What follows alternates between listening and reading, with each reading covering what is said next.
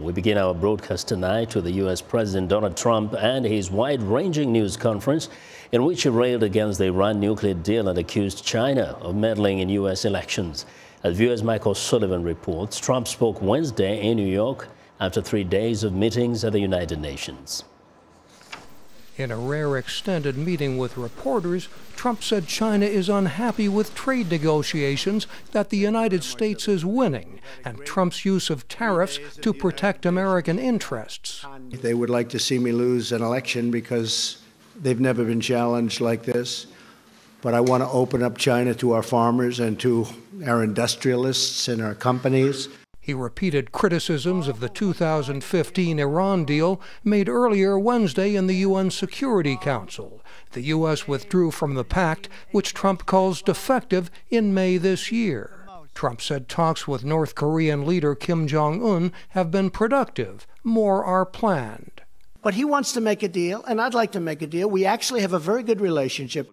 Trump said the women who accused Supreme Court nominee Brett Kavanaugh of sexual misconduct will get their hearing in the Senate. They're giving the women a major chance to speak. Trump has a meeting scheduled with Justice Department official Rod Rosenstein, who is rumored to be targeted for firing. He's a key figure in the investigation into possible Russian meddling in the last election. But my preference would be to keep him and to let him finish up. Trump says there was no collusion with his campaign. Mike O'Sullivan, VOA News, Los Angeles. Well, for an update on Thursday's events at the UNGA, viewers Margaret Besheer joins me live from the United Nations. Hello, Margaret. Hi, Vincent. Now, a lot happening, of course, throughout the week. Give us an update on what has stood out today. What is the big thing? Well, I think this morning here, there's a sideline meeting on North Korea that just wrapped up a couple of minutes ago. Secretary of State Mike Pompeo chaired it because the U.S. holds the rotating presidency of the Council this month. And it was all about North Korea. And North Korea has really been a dominant theme here this week, seizing a lot of the headlines. President Trump left early today. He wasn't at the United Nations. But Mr. Pompeo chaired this meeting. He wanted to brief Council members on where the progress has been in the U.S. talks with North Korea. He said he met with his counterpart, the North Korean foreign minister, yesterday, and they've discussed a second summit between President Trump and Kim Jong-un, the leader of North Korea. So things are sort of moving ahead on that front. But during the meeting, well, he also said that the international community must keep on the pressure on the sanctions front on North Korea so that they will denuclearize.